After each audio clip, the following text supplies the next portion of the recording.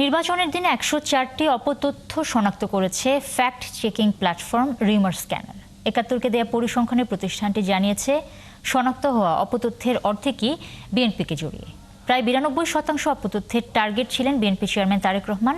এর পরের ধাপে আছে জামায়াতে ইসলামী এবং এনসিপি। ওদিকে বাহিনী হিসেবে সেনাবাহিনীকে জড়িয়ে সবচেয়ে বেশি অপতথ্য ছড়ানো হয়েছে। দর্শক, নির্বাচনের দিনে অপতথ্যের পরিসংখ্যান বিশ্লেষণ করেছেন শায়ক দাস। নির্বাচনের যে কোনো পরিকাঠামোতে ইতিহাস হয়ে থাকবে ত্রয়োদশ জাতীয় সংসদ নির্বাচন। উৎসবের এই নির্বাচন আন্তর্জাতিক মহলেও প্রশংসা কুড়িয়েছে। ভালো মানের রডের থেকেও 12% অধিক শক্তিশালী। আকিজ ইস্পাত, কমিটেড টু কোয়ালিটি। তবে দিনভর মাথা ব্যথা হয়ে দাঁড়িয়েছিল অপতথ্য। শুক্রবার বিকেলে ৭১-এর কাছে অপতথ্যের পরিসংখ্যান তুলে ধরেছে fact checking platform Rumor scanner.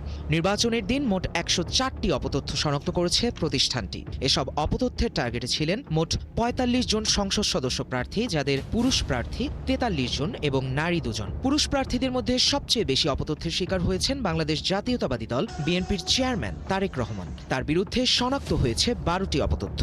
আর নারী প্রার্থীদের মধ্যে সবচেয়ে বেশি অপতথ্যের শিকার হয়েছেন বিএনপির ফরিদপুর ২ আসনের সংসদ সদস্য প্রার্থী শামা ওবায়েদ। তাকে ঘিরে অপতথ্যের সংখ্যা ৩টি। রিউমার স্ক্যানার টিম বলেছে, ধরনভেদে সবচেয়ে বেশি অপতথ্য ছড়ানো হয়েছে ফটোকার্ডের মাধ্যমে, সংখ্যাটি ৩৯। ভুয়া ও সম্পাদিত বক্তব্যের মাধ্যমে ১৮টি। পুরনো ছবি বা ভিডিও ব্যবহার করে ১২টি। এআই বা ডিপফেকের মাধ্যমে ৭টি। ওদিকে নির্বাচনী সহিংসতাকে কেন্দ্র করে ৭টি এবং মহড়ার ভিডিওকে নির্বাচন সংক্রান্ত বলে চালিয়ে দেওয়া হয়েছে ৪টি ক্ষেত্রে। এছাড়া সরে দাঁড়ানোর ভুয়া দাবি ছড়ানো হয়েছে ১৮ জন প্রার্থীকে নিয়ে।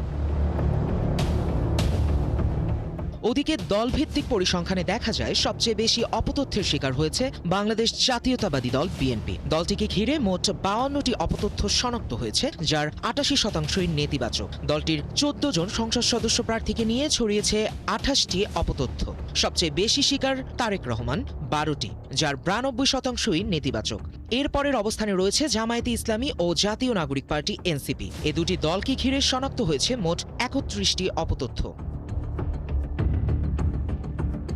শুধু রাজনৈতিক দল বা প্রার্থী নয়, নির্বাচনের দিন নিরাপত্তা বাহিনীও ছিল অপতথ্যের টার্গেটে। বাংলাদেশ সেনাবাহিনীকে ঘিরে ছড়িয়েছে ১২টি অপতথ্য, সেনা প্রধানকে ঘিরে ২টি, বাংলাদেশ পুলিশকে ঘিরে ৪টি এবং আইজিপি শেখ সাজ্জাদ আলীকে নিয়েও একটি অপতথ্য শনাক্ত হয়েছে। দেশ গঠনের নির্বাচন। রিউমার স্ক্যানারের দেয়া এসব পরিসংখ্যান যখন আমরা দেখছি, তখন ছড়াচ্ছে অপতথ্য।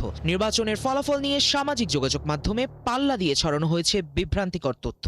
এমন বাস্তবতায় সামাজিক যোগাযোগ মাধ্যম নয়, বরং মূলধারার গণমাধ্যমের ওপরই আস্থা রাখার পরামর্শ বিশেষজ্ঞদের। শায়ক দাস, ৭১।